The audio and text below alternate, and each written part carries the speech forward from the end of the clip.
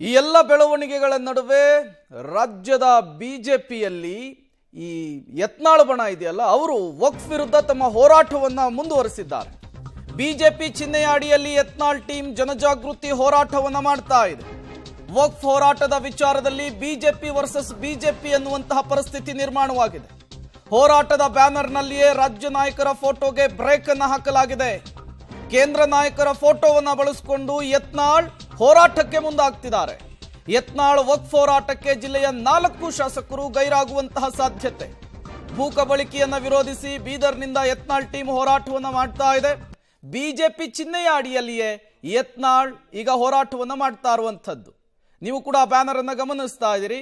ಭಾರತೀಯ ಜನತಾ ಪಾರ್ಟಿ ಜೊತೆಗೆ JP ನಡ್ಡಾ ಅವರ ಫೋಟೋ ಇದೆ, ಅಮಿತ್ ಶಾ ಅವರ ಫೋಟೋ ಇದೆ, ನರೇಂದ್ರ ಮೋದಿ ಅವರ ಫೋಟೋ ಇರುವಂತಹದ್ದು. ಕೆಳಗೆ ಯಾರ್ಯಾರು ಯತ್ನಾಳ್ ಬಣದಲ್ಲಿ ಗುರುತಿಸಿಕೊಂಡಿದ್ದಾರೋ ಅವರ ಫೋಟೋಗಳು ಮಾತ್ರ ಇರುವಂತಹದ್ದು. BS ಯಡಿಯೂರಪ್ಪ ಫೋಟೋ ಇಲ್ಲ, ಬಿಜೆಪಿಯ ಹಿರಿಯ ನಾಯಕರುಗಳ ಫೋಟೋ ಇಲ್ಲ, ವಿಜಯೇಂದ್ರ ಅವರ ಫೋಟೋ ಇಲ್ಲ, ಯಾರ ಫೋಟೋವೂ ಕೂಡ ಅಲ್ಲಿ ಕಾಣಿಸ್ತಾ ಇಲ್ಲ. ಬಿಜೆಪಿ ಚಿಹ್ನೆ ಅಡಿ ಯತ್ನಾಳ್ ಅಂಡ್ ಟೀಮ್ ವಕ್ಫ್ ಹೋರಾಟವನ್ನ ಚುರುಕುಗೊಳಿಸಿದೆ. ಬೀದರ್ ಪೊಲೀಸರಿಗೆ ಬಿಜೆಪಿಯ ಜಿಲ್ಲಾಧ್ಯಕ್ಷ ಸೋಮನಾಥ್ ಅವರು ಲಿಖಿತ ದೂರನ್ನು ಕೊಟ್ಟಿದ್ದಾರೆ. ಬೀದರ್ ನಗರದಾದ್ಯಂತ ಅನಾಮಿಕರು ಬಿಜೆಪಿಯ ಚಿಹ್ನೆ ಬ್ಯಾನರ್ ಹಾಕಿದ್ದಾರೆ. ವಕ್ಫ್ ವಿರುದ್ಧ ಹೋರಾಟಕ್ಕಾಗಿ ಬಿಜೆಪಿ ಚಿಹ್ನೆಯನ್ನ ಬಳಸಿಕೊಂಡಿದ್ದಾರೆ.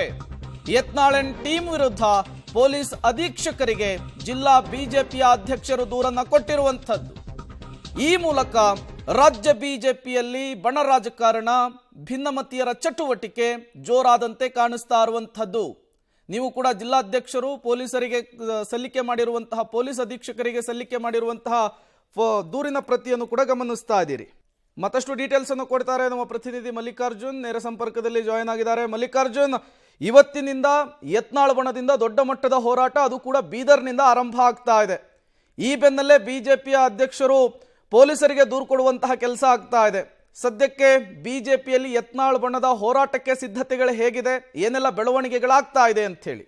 ಖಂಡಿತವಾಗಿ ಪ್ರೇಮ್, ನಿಜಕ್ಕೂ ಒಂದು ರೀತಿಯ ಏನು ಗಡಿ ಜಿಲ್ಲೆ ಬೀದರ್ನಿಂದ ವಕ್ಫ್ ವಿರುದ್ಧ ಒಂದು ರೀತಿಯ ಯತ್ನಾಳ್ ಟೀಮ್ ಈಗಾಗಲೇ ಹೋರಾಟ, ಅಂದರೆ ವಿಶೇಷವಾಗಿ ಐತಿಹಾಸಿಕ ನರಸಿಂಹ ಜರ್ನ ದೇವಸ್ಥಾನಕ್ಕೆ ವಿಶೇಷ ಪೂಜೆ ಮಾಡಿ ಈಗ ವಕ್ಫ್ ವಿರುದ್ಧದ ಹೋರಾಟಕ್ಕೆ ಅಖಾಡಕ್ಕೆ ಎಂಟ್ರಿ ಕೊಟ್ಟಿದ್ದಾರೆ ಅನ್ನುವಂಥದ್ದು. ಪ್ರಮುಖವಾಗಿ ಏನು ಒಂದು ರೀತಿಯ ವಕ್ಫ್ ಹೋರಾಟದಲ್ಲಿ ಬಿಜೆಪಿಯಲ್ಲಿ ಎಲ್ಲವೂ ಸರಿ ಇಲ್ಲ ಅನ್ನುವಂಥದ್ದು. ಯಾಕಂತಂದ್ರೆ ಪ್ರಮುಖವಾಗಿ ವಕ್ಫ್ ಹೋರಾಟದಲ್ಲಿ ಬಿಜೆಪಿ ಒಂದು ಮನೆ 4 ಬಾಗಿಲು ಅನ್ನುವಂಥದ್ದು. ಯಾಕಂದ್ರೆ ಈಗಾಗಲೇ ವಿಜೇಂದ್ರ ಅವರ 3 ಟೀಮ್ ಆಗಿರುವಂಥದ್ದು, ಇದು ಏನು ಯತ್ನಾಳ್ ಟೀಮು ಕೂಡ ಒಂದಾಗಿರುವಂಥದ್ದು. ಹೀಗಾಗಿ ಒಂದು ರೀತಿಯ 4 ಟೀಮ್ ಇವತ್ತು ಈಗಾಗಲೇ ಬಹುತೇಕ ವಿಜೇಂದ್ರ ಟೀಮು ಹಿಂದೆ 22ಕ್ಕೂ ಒಂದು ಪ್ರತಿಭಟನೆ ಮಾಡಿತ್ತು. ಆದರೆ ಇವತ್ತು ಯತ್ನಾಳ್ ಟೀಮು ಏನು ಇವತ್ತು ಬೀದರ್ನಿಂದ ಪ್ರಮುಖವಾಗಿ ಹೋರಾಟ ಪ್ರಾರಂಭ ಮಾಡಿರುವಂಥದ್ದು. ಆದರೆ ಪ್ರಮುಖವಾಗಿ ಇವತ್ತು ನೋಡ್ಬೋದು ಬ್ಯಾನರ್ನಲ್ಲಿ ಯಾವುದೇ ರೀತಿಯ ರಾಜ್ಯ ನಾಯಕರ ಫೋಟೋಗಳೇ ಇಲ್ಲ ಅನ್ನುವಂಥದ್ದು. ಪ್ರಮುಖವಾಗಿ ಬಿಜೆಪಿ ಚಿಹ್ನೆ, ಪ್ರಧಾನಮಂತ್ರಿಯವರ ಫೋಟೋ, ಮತ್ತೆ ನಡ್ಡಾ ಮತ್ತೆ ಅಮಿತ್ ಶಾ ಅವರ ಫೋಟೋ ಮಾತ್ರ, ಮತ್ತೆ ಇವರ ಏನು ಯತ್ನಾಳ್ ಬಣ ಇದೆ ಆ ಟೀಮಿನ ಫೋಟೋ ಮಾತ್ರ ಅಲ್ಲಿ ರಾರಾಯಿಸಿರುವಂಥದ್ದು ಏನು ಫೋಟೋ ಮತ್ತೆ ಬ್ಯಾನರ್ ಇದರಲ್ಲಿ.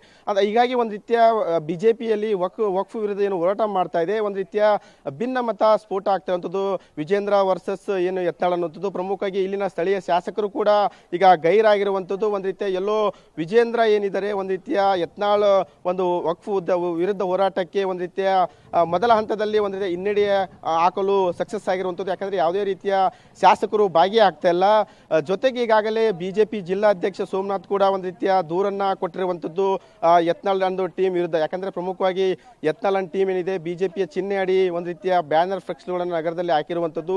ಹೀಗಾಗಿ ಯಾರೋ ಒಬ್ಬರು ಅನಾಮಿಕರು ಈ ಒಂದು ಫೋಟೋ ಮತ್ತು ಬ್ಯಾನರ್ನ ಹಾಕಿರುವಂಥದ್ದು ಅನ್ನುವಂಥ ಒಂದು ಇದರಲ್ಲಿ ಈಗಾಗಲೇ ಬೀದರ್ ಪೊಲೀಸ್ ಅಂದ್ರೆ DSP ಅವರಿಗೆ ಈಗಾಗಲೇ ದೂರನ್ನ ಕೊಟ್ಟಿರುವಂಥದ್ದು. ಹೀಗಾಗಿ ಸೂಕ್ತ ಕ್ರಮ ತೆಗೆದುಕೊಳ್ಳಿ ಅನ್ನುವಂಥದ್ದು. ಹಾಗೆ ಒಂದು ರೀತಿಯ ಇದು ಗೊತ್ತಾಗ್ತದೆ, ಎಲ್ಲೋ ಒಂದು ಕಡೆ ಬಿಜೆಪಿಯಲ್ಲಿ ಒಂದು ರೀತಿಯ ಒಂದು ಮನೆ 4 ಬಾಗಿಲಾಗಿರುವಂಥದ್ದು. ಒಂದು ರೀತಿಯ ಈ ಹೋರಾಟ ಯಾವ ದಿಕ್ಕಿನಲ್ಲಿ ಸಾಗುತ್ತೆ ಅನ್ನುವಂಥದ್ದು. ಆದರೆ ಬೀದರ್ನಲ್ಲಿ ಮಾತ್ರ ಒಂದು ರೀತಿಯ ಯಾವುದೇ ಶಾಸಕರು ಬರದೆ ಒಂದು ರೀತಿಯ ಯತ್ನಾಳ್ ಟೀಮಿಗೆ ಹಿನ್ನಡೆ ಆಗಿರುವಂಥದ್ದು ವಕ್ಫ್ ಹೋರಾಟಕ್ಕೆ ಅನ್ನುವಂಥದ್ದು ಮೇಲ್ನೋಟಕ್ಕೆ ಕಂಡು ಬರ್ತಿರುವಂಥದ್ದು ಸದ್ಯಕ್ಕೆ. Prem, okay, thank you Mallikarjun ತಮ್ಮೆಲ್ಲ ಮಾಹಿತಿಗೆ. ಅಲ್ಲಿಗೆ ಒಂದಂತೂ ಸ್ಪಷ್ಟವಾಗ್ತಾ ಇದೆ, ವಕ್ಫ್ ಹೋರಾಟದ ಮೂಲಕ ರಾಜ್ಯ ಬಿಜೆಪಿಯಲ್ಲಿ ಬಣ ರಾಜಕಾರಣ ತಾರಕಕ್ಕೇರಿದೆ. ಎಲ್ಲಿಗೆ ಹೋಗಿ ನಿಲ್ಲುತ್ತೆ, ಮತ್ತೇನೆಲ್ಲ ಬೆಳವಣಿಗೆಗಳಾಗುತ್ತೆ ಅನ್ನೋದನ್ನ ಕಾದ್ ನೋಡ್ಬೇಕಿದೆ.